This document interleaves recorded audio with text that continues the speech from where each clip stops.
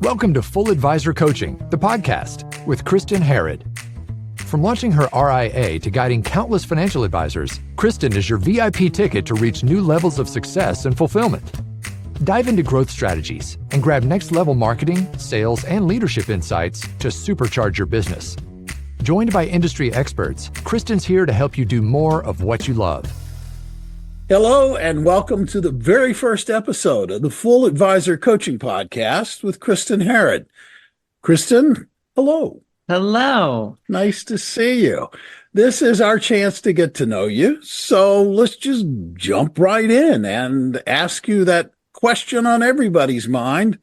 Well, maybe there are probably a couple of questions, but one of them is, what in the world are you doing in this industry? How did you decide to get into the financial services industry, if you will?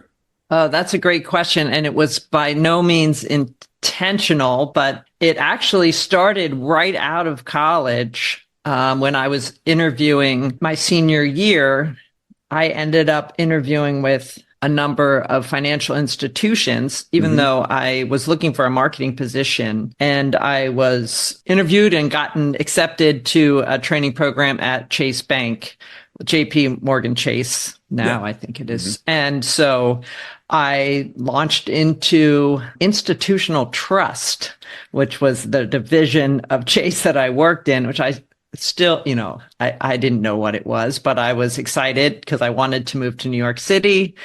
And that was where they were. And it was in a group of about 14 other college graduates. So it was, sort of a formalized training program on working at the bank. So that launched me into the financial arena. And then from there, I started working through the modules that they take you through. You learn operations and product. I mean, I was brought in to do marketing and product management, but you go through, I processed bonds. I did all kinds of cool things, which I forget, but I remember sitting there being like with the operations people, they take you through administration, they take you through sales and products and marketing. So it was a very interesting, the way they set it up to do rotations and get you obviously in with a training program. Clearly, they want to make sure you had a really good, solid background in the industry. That's yes. No, it was very interesting. And unfortunately, it was also really boring. Institutional trust being boring? I know, boring. Processing bonds being boring? Really? Come on. I know.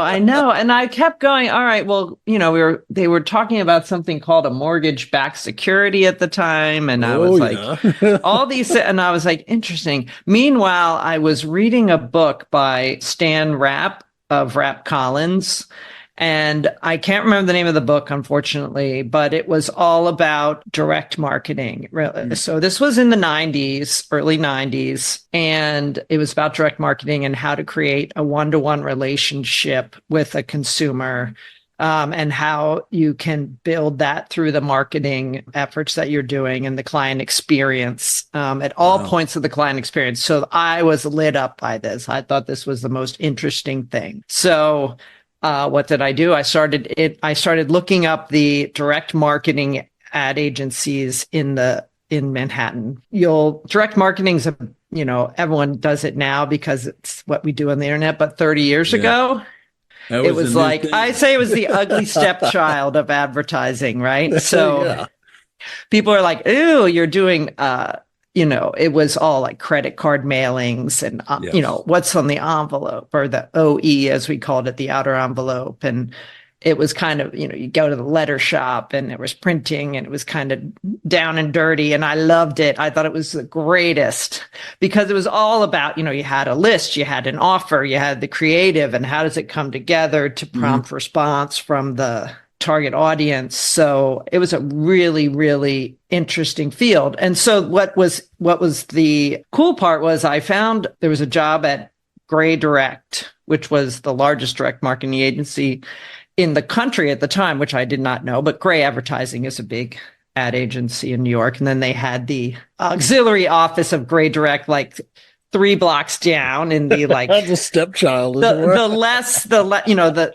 big one where they have all the media buys and everything was all fancy and glitzy. And then we were like in the smelly office quarter down the street. But again, absolutely loved it. But I interviewed there, and their account was Chase. So they needed help on the personal finance section of Chase. So even though I was coming from an institutional position, it was really easy to sort of reposition myself to be like, and I understand Chase Bank, So right before the first year anniversary of my training program, I jumped ship, took a pay cut, went to work at Gray Direct, and just started doing as an assistant account exec, working on Chase home equity lines of credit, brokerage service. And I'm forgetting, there was one more product, but I didn't even know what a home equity line of credit was. But I learned, and I learned all of the different rates and how it works. So that really took me into personal finance. That was really where I jumped into personal finance and started really, that's where I felt like I learned the absolute most. I mean, they broke it down, and I learned how to write a creative brief. I learned how to look at an objective for a marketing campaign, and then what's the strategy, and how do you position the brand, and what are the tactics and follow-up steps. It was such good training. It was like amazing, because I'd learned how to interact with a copywriter, how to interact with an art director, the production people, how do you buy media, all of the different things that you needed to do to make these campaigns happen. And it was fascinating to me. And I ended up working there 3 years before I grew tired of New York City and said, I better get out before I'm, jaded and worn down. And, and I didn't think I could do another winter. So I had started exploring the West Coast. That makes me wonder, where did you, so I guess you're not a native Northeastern person. Oh no, I grew up in Pennsylvania. So I'm from Pennsylvania, central Pennsylvania, the Harrisburg area.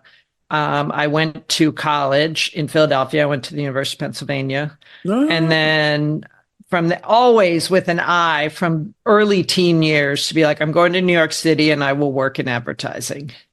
And sure enough, I did. I didn't know I'd be in the ugly stepchild, but I did get into the fancy big. I'm just like, I was amused by I didn't want to do another winter in New York City. Well, have you been in New York City? I know, but like by March. Oh, no, I worked in New York City for no, and I left. No, it was more. Absolutely, it was more the wind and the just the grind of it all, and kind of like the intensity of New York, and all of it coming together. And you can see, I'm like, I like warm. I see a beach. I like a beach. Yeah, and it was more also the intensity of New York, and thinking, well, if I stay here, then I'm probably staying, I felt like I needed a new perspective. So I had visited California in the year before I moved, and I was out in California, and I was like, wait a minute, why don't I live here? What's happening? What's going on? This is where I should be living. So yeah, that's pretty good. So I interviewed and ended up coming over to San Francisco, and I worked at Charles Schwab in their in-house ad agency, which was really cool.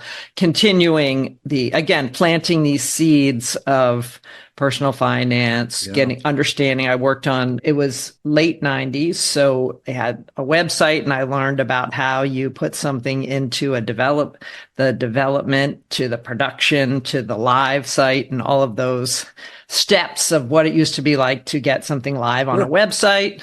It was the year the Roth IRA was coming out. So we created this IRA analyzer thing where we compare, should you do a traditional or a Roth?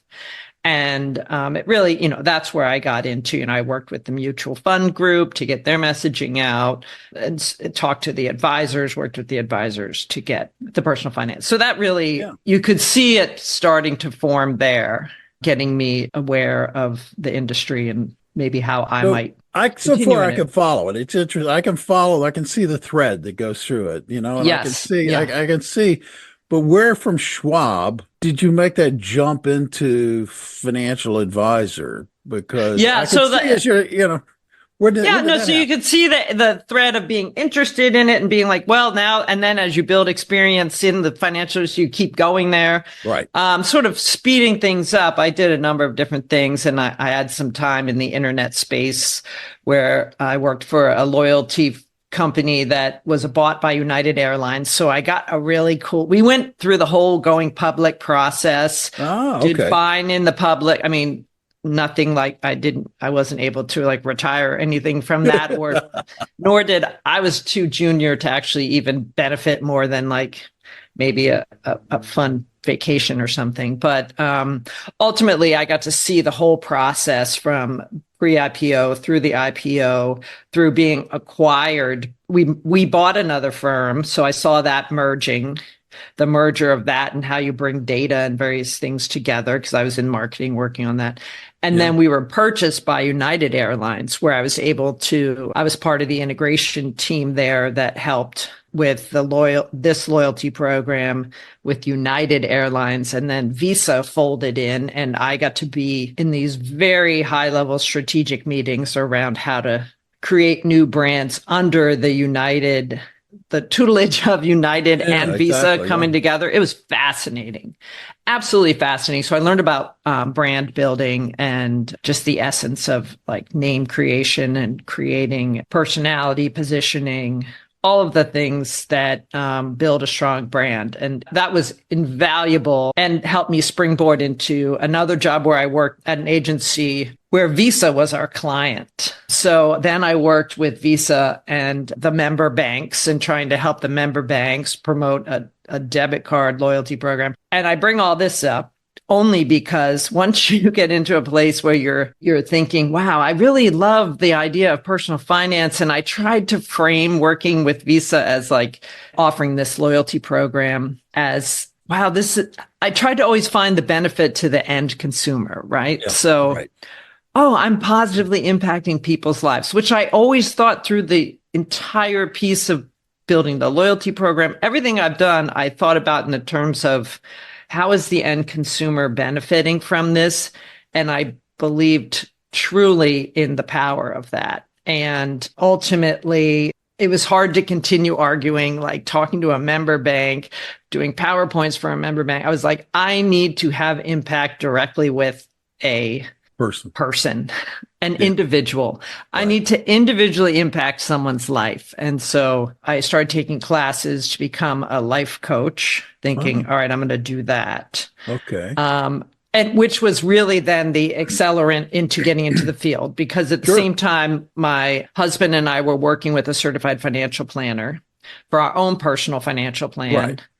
And she was developing the plan. And I said, well, what is this? I want to do this work because this is very interesting. I was like the best client ever because I'd show up with my balance sheet and everything she asked me to prepare. I couldn't make it easier for her because I was so interested in it. So ultimately what I realized was life coaching is a great skill and it has a place, but to be able to have an impact in market, I kind of married life coaching with certified, with the financial planning. And that isn't a financial advisor. That's what a lot of financial advisors are. That's what's, and once you are one, as people listening surely know, you're spending a lot more time in the world of the whole life of a person versus specifically, should I buy stocks and bonds and what's the balance of the portfolio, So that really accelerated, from there, I ended up taking a class, the foundation class to become a CFP, just to get the survey course to be like, yes, this is what I want to do. And then fast forward end of 2005, I left the job from Visa and said, I'm just going to start my own RIA, and hung up a shingle and figured it out. Wow. So I know I had no idea. I like the way you make that sound so simple too. I don't think a lot of people understand. It's like becoming a CFP really demands a commitment. It's a right. No, I know. And I was able to, some of the work I had done at Schwab was able to help me have a little more context around financial advice, but I really didn't know anything about running an RIA, but I did know marketing. And I did know that I had to pick a target audience, and I knew I needed to get a niche, and I knew I wanted to offer more of a life coaching perspective to the industry versus the traditional, let me try to get the AUM and bring it in and manage that. So it was very intentional in terms of bringing together my background of saying, all right, well, first, if I'm going to start something, I need to know who I want to reach. And so I never did I'll talk to everyone or anyone about what I do, because that made no sense to me, given my 15 years of working in marketing. You were well versed in what you needed to do. I mean, seriously, everything prior led up to the point where. Oh, I know. Isn't it fascinating when you stand in a place and you're like, the sum of my experience has brought me here. Yeah. And it's like, I still feel that way today, 15 more years later. You know, it's like, wow, everything I've done has taken me to exactly where I am today, which, it's all been kind of driven by a desire to help that single person. And the desire, really, I've always been very attracted to money. I was a kid of the 80s, right? So drawn into some of that, like the greed concept, but more about like accomplishment, self-made, I want to progress up my career. And then I realized, I actually want to be in charge of my own success. Okay, I'm going to be, I had wanted to be an entrepreneur for years, but I was kind of, still in the corporate system. And then I finally, when I left to do the REA, I was able to make that jump in that I had yearned for so long. So that was very fulfilling and exciting. Yeah, well, it's interesting because the extension of what you're doing now grows out of we go. Yes, everything. You're absolutely right, Bill. Absolutely right. Because what I was able to do is start in the RIA and getting engaged there and working with my clients. As advisors started calling me saying, "How are you able to, attract clients in so quickly? Because what's your secret? What are you doing?" And, I talked a lot about niche and picking a niche and niche marketing. But then I found over time that while I had tried to escape the career in marketing and being in that arena to be in a service business where I could help people, I actually found that helping advisors be better entrepreneurs and become more successful was even more fulfilling to me than the direct financial. Because planning. As it turned out, you knew stuff. You knew stuff that other financial advisors who knew? Because I thought, well, who doesn't know? Like, wouldn't you do? But it turns out, no, because a lot of people who get into the industry do it because they're very interested in the actual financial planning work. And the financial advice work and the money management or any element of it. There's so many fascinating parts to it. Whereas I found that my bigger skill is more around the bigger picture, the coaching, the inspiration, which I loved that element of planning, but the technical parts of the financial planning, I liked it at the whole, but I would lose some energy as I got into the detail. So that was less exciting to me, but I liked seeing the outcomes of the clients, right? When they experienced the success, when they started living the life they wanted to live, where they let go of financial anxiety. I loved that. And so as I started talking to advisors, I was all very passionate about helping clients in the same way. So I had that immediate connection of we're all wanting to help people understand money better.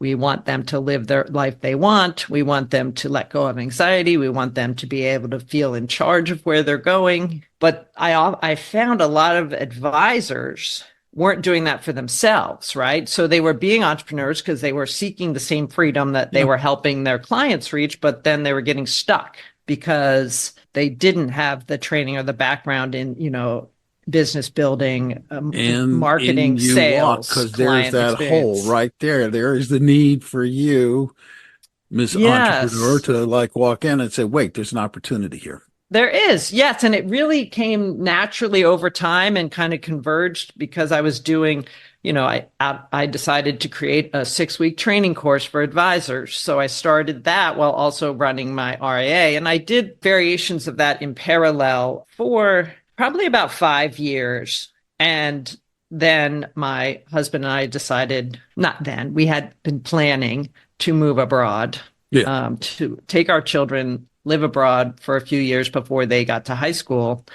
And so at the point when we were getting ready to move to Bondi Beach right here, the picture in my background, for those of you who are just listening, something had to give, right? So that's where I exited the RIA. I had some advisors working with me, and one of them took a number of the clients, and I focused solely on coaching and consulting for financial advisors as we moved down under making the, and so it was the right time to make the change. And so that was 2015, and I've been doing solely that work ever since, working with advisors. Yeah. So I'm sitting here trying to think, if you were to describe what you do, you were like going to say, what my specialty is this. What is it?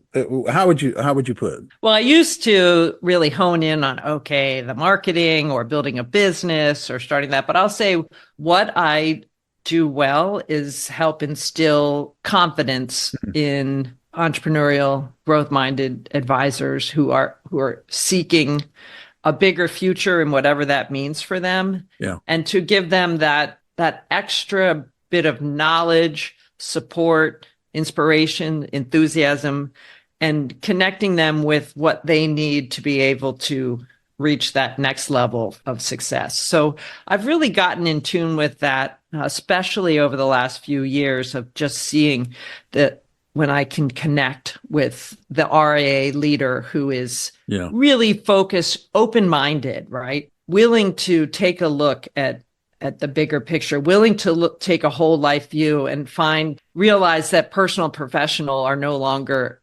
silos, right? That everything just merges together, and it's really about the constant dance of figuring out where to direct your resources in a way that enables you to reach what you want to reach. That's great. Well, the next episode of this podcast, we're going to talk more about that. Yes. And lay it out. But for now, in the time that we have left, you said a couple of things that have intrigued me. Okay, great. So let's find out a little bit about you. Okay. And let's start with, you moved back to San Francisco, obviously, but so when you put down roots, you got kids. Usually when you have kids, that means you have a certain level of community involvement. So what kind of things are, maybe you don't, maybe you don't, but what do you do? No, that's a great question. And I do, coming back here in 2018, after being away almost 3 years, we didn't have a very strong network. A lot of people had moved on or done different things or been kind of, they'd continued on their path, which we were now an outsider, right? So it was more difficult to integrate back in than we expected, which is interesting because that is something that now I know to plan ahead more for the next time, but we'll get back to that. But what do I do? So, I went kind of full force and said, all right, how can I get involved? And it does come through the children as many times it can be. It doesn't have to, but for me, it was, my daughter was heavily involved in musical theater in middle school. Okay. And she was involved in this great local program, and they needed help. And they asked me, the director of the program said, "You always ask really good questions. Would you like to be on the board?" And so I said, "Oh, that's interesting." I hadn't been on a board before, and I thought that sounds interesting. So I've been now a member of the board of this nonprofit for a few years, and it's been very exciting. I joined right 6 months prior to, or right when the pandemic kicked in. So there was a lot, it was heavy lifting. It was hard work. It was interesting and painful. And we explored I know everyone's had their own story on this, but you had to look at when could we have the children back, and were there masks, and were there was all, they're all we all know. We all know it was yes. And the arts got killed in terms of funding. We couldn't charge nearly as much to do an online program, and it's hard to do a production. We got creative, but the revenues were way down, and we had to do a lot of grant searching. And plus, just looking at it from the kids' point of view, people who perform like it, they like to perform. And right. performing during the age of COVID was not the same as performing in front of a and live you audience. kind of make the best of it. You can do a show or two online using fancy Zoom technology, but it's nothing like being in front of a live audience. As I found myself too, I would do some online presentations and but then when you finally did get to be back in front of a live audience, it's magical. And to watch kids back on stage in that way was incredible. Now it's exciting. I'm getting back in and really looking at how can we get some financial security. And I've been able to bring in, first I brought in kind of doing marketing help for them, but now I'm doing more in the financial arena, interestingly enough, just to help on that end. Makes sense. Which I think makes sense given your background. Yeah, totally. Yeah. Makes sense. So that's been very fun and a way to be involved. But I have to admit, my very favorite thing is participating in, both of my children have been on the high school wrestling team. My son just graduated last year. And then shockingly, my daughter decided to transition out of musical theater and take up wrestling her freshman year of high school. Get out of here. So this is a very Pennsylvania thing for a lot of people who don't know. Yes. Yes. You know, it's interesting. It's a very Pennsylvania thing for boys, not girls. So now I have this whole new world of girls wrestling, which is just fascinating. I love it. But I enjoyed so much. I was highly involved with my son wrestling and became kind of like the team mom who organized all the dinners and gets the volunteers together for things, and kind of the point person for all the parents, which is just a blast. And then that's continued as my daughter took up wrestling. I'm like, well, I guess I'm going to keep doing it. So it's been really fun. And I've seen both sides because they go to different kinds of meets, different tournaments and duels, and just watching the kids all together and just be supportive of each other. And it's a very rigorous pursuit. It's not an easy sport. There's a lot of loss. You lose a lot. Yes, you do. It's the resilience factor is amazing to see in the kids participating and in my own children. And then when they get the success, it's amazing. And it's just fun to be involved in that community. And I absolutely love it. That is fantastic. Well, and I can relate just incidentally because where I live in New Jersey, and wrestling has been a very, very, very big sport. Oh yeah, in this state for a long time, and and it does demand a certain resilience.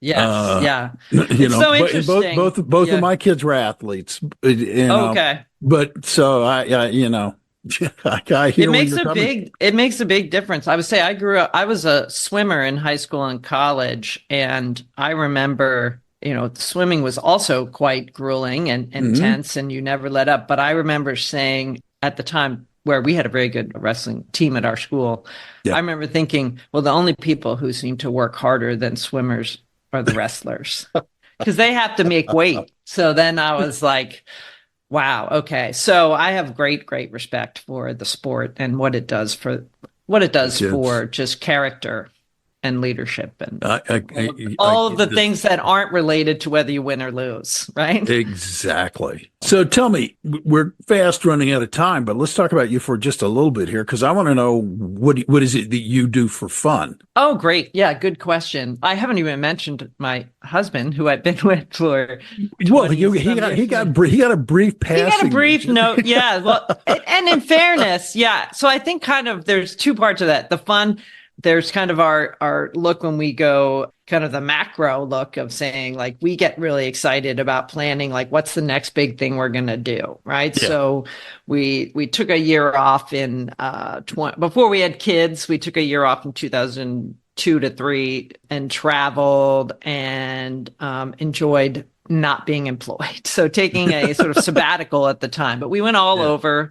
And did that. And that was we planned for that. We made it happen. Then the move to Australia was a multi-year pursuit of like engaging and figuring out what are we going to do? How are we going to do that? Now in the big picture, we're looking ahead to when we're empty nesters and saying, okay, well, that's coming soon. What's our next big adventure? So it kind of has a cadence of about every 10 years. Okay. Where we have this big picture fueling us, and then we have our day-to-day stuff, right? So the next thing is, okay, where can we go live for a year and live and work and engage in a community at that once the kids are out of the it's really house. interesting, isn't it? Because of COVID, I guess maybe the one good thing, something, you look for some good things coming out of a really bad experience. But one of the good things that comes out of that is that we began to realize, wait a minute, I can do a lot of stuff from a different place than where I am right now.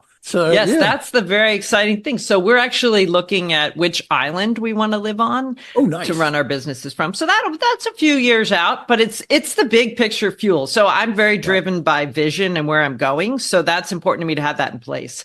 And then kind of day to day, what do I do for fun? I love to work out. I work out almost daily. I participate right now in a community called F45, which is, I've been doing it for since right out of COVID. It's like a mix of the HIIT fitness where it's cardio, and then there's weight training, and it's just a great group of people. It gives me every day. I walk there. It takes me about a mile. I walk there. I do the workout. I walk back, and it's a great block of time for me to step away from work, step away from family, and have time to think and listen to podcasts on my way there, then engage, work out, get the heart pumping, then head home. So I love that. Like I said, I'm very also involved in my kids' adventures. My son's at school, so more so just chatting with him on the phone now.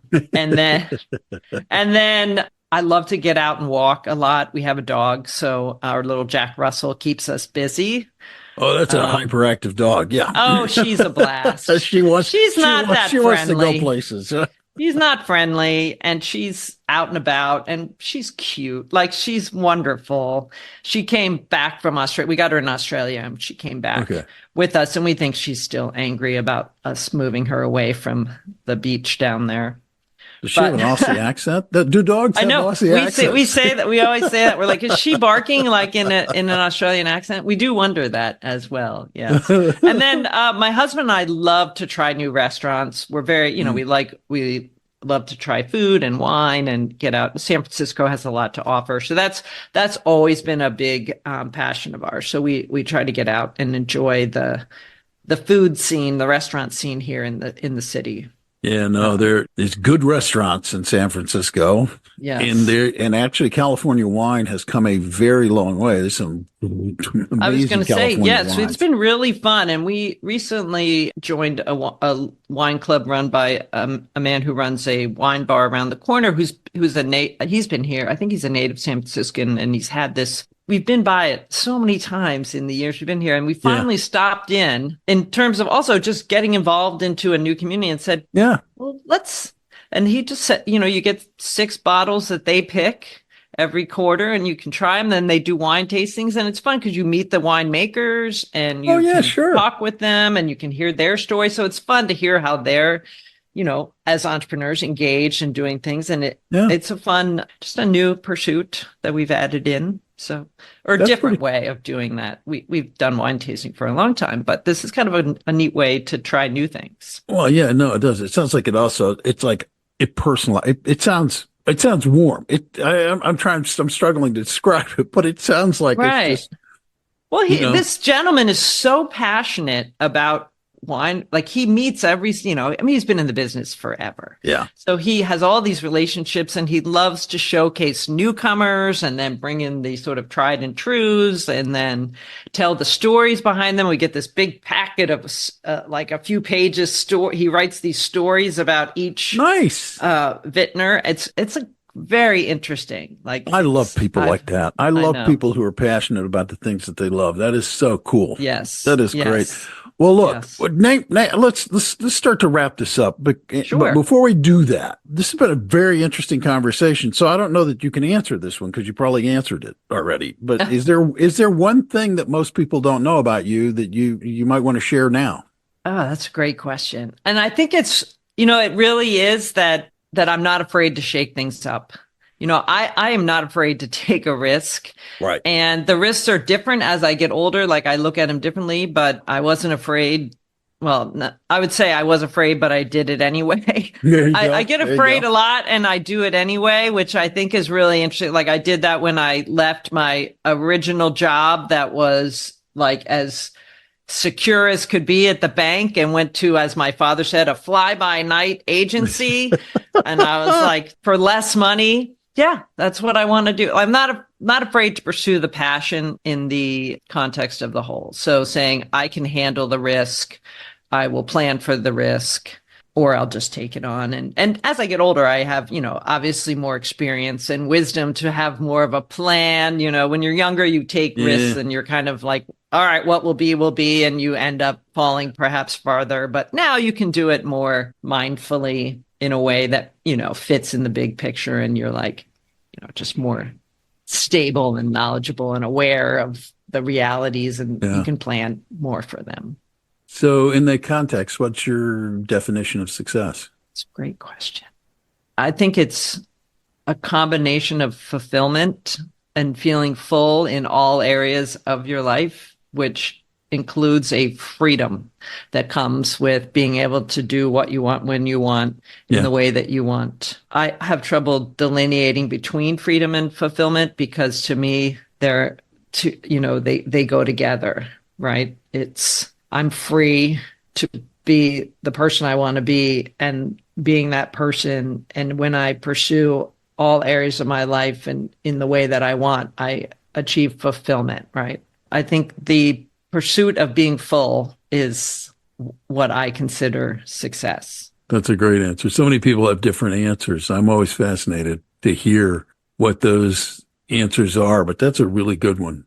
Thank you. I like that one. Yeah. I think it's the pursuit of being full, because yet we never are, right? Like there's always something more, something different. And I think it's that if you can be fueled from the journey of it, then that's almost its own fulfillment along the way. And I can't promise you that I've mastered that, but I am acutely aware of it and have been, as I've progressed in my career and in my life and have a few decades of experience behind me now, you see what matters from even the small things along the way, which I think the more you can reset back to that, the happier and more fulfilled you can be along the way. Well, for what it's worth, I completely agree with you.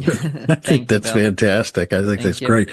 This is a really interesting conversation, and we're going to continue it in episode 2 because we're going to talk about what you're doing now and why you're doing it and what kinds of services you're going to be offering the financial industry. But for now, I'm going to wrap this conversation up, and I'm just going to say you've got the attention of, a few people at this point. So how would they reach out to you and get a hold of you? What's the best way to contact you? Right now, the best way is to go to fulladvisorcoaching.com. So it's fulladvisorcoaching.com. And in there, I have a splash page where you can enter your name and email address, and that way you'll be up to date on what's going on. And if you're listening to this recording many months later, you'll see a full website with everything there and ready. So that's the best way. You can also reach out on LinkedIn, Kristin Harad. You can look me up on there. I connect with everyone I can on there because I do spend a fair amount of time on there, but fulladvisorcoaching.com or look me up on LinkedIn. Kristin, thank you. Great conversation. I appreciate it. No, really great conversation. And listeners, if you're listening to this for the first time and you're not a subscriber, hit the subscribe button. It's like pretty easy. That part's easy. Hit subscribe. That way you don't miss another episode of this podcast and you will know what Kristin's talking about. And it's a lot of interesting stuff. You do not want to miss it. If you like it, we'd humbly ask that you rate it and share it with other people. Spread the word about the podcast, please. For Kristin, I'm Bill Tucker, reminding you to don't wait. If Kristin didn't teach you this, I don't know what to say, but go out and live your best life today. Thanks. Thank you for tuning in to Full Advisor Coaching, the podcast. If you enjoyed today's episode, please hit the follow button so you'll never miss an episode. To learn more about how you can become a part of the Full Advisor community, visit fulladvisorcoaching.com. Remember, stay connected and get notified as soon as brand new episodes release. Click the follow button now. The content has been made available for informational and educational purposes only. The information covered and posted represents the views and opinions of the guest and does not necessarily represent the views or opinions of Kristin Harad or Full Advisor Coaching.